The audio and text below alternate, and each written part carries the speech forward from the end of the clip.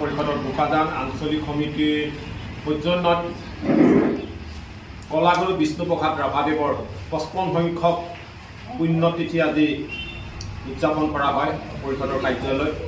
তেখেতৰ প্ৰতিচ্ছবিত বন্তি প্ৰজ্বলন, পুষ্পাঞ্জলি তথা এখন সভা আয়োজন কৰা হৈছিল।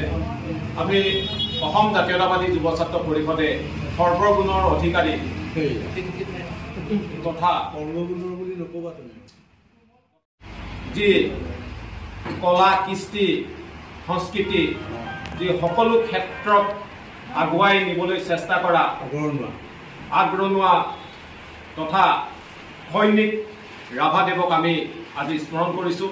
আৰু আমি ক'ব বিচাৰিছোঁ যে আমি অনুভৱ কৰিছোঁ যে ৰাভাদেৱৰ যি সৃষ্টিৰাজি, যি গীত মাত আমি উঠি অহা নতুন যুৱ প্ৰজন্মই আজি শিকিব লাগিব, তেতিয়াহে ৰাভাদেৱক পতাৰ অৰ্থ হ'ব।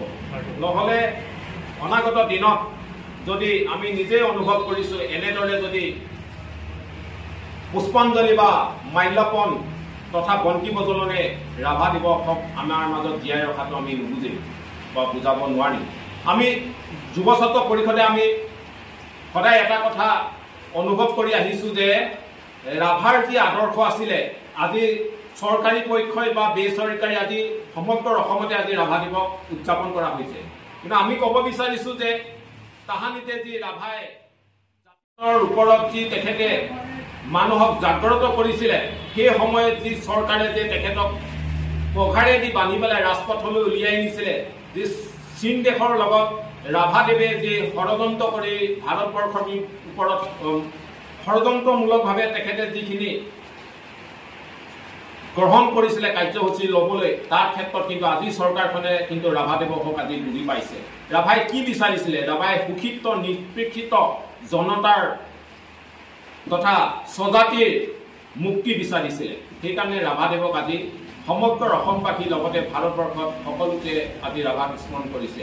আৰু আমি অসম জাতীয়তাবাদী যুৱ ছাত্ৰ পৰিষদে এই চেগতে ক'ব বিচাৰিছোঁ যে বোকাজানত সকলো ৰাইজৰ হৈ পেলাই দৌল মদ নিৰ্বিশেষে সকলো জাতীয় অনুষ্ঠান প্ৰতিষ্ঠানে বোকাজানত এটি ৰাভাদেৱৰ প্ৰতিমূৰ্তি তথা পূৰ্ণাংগ প্ৰতিমূৰ্তি প্ৰতিষ্ঠা কৰিবলৈ ৰাইজে আগভাগ লওক।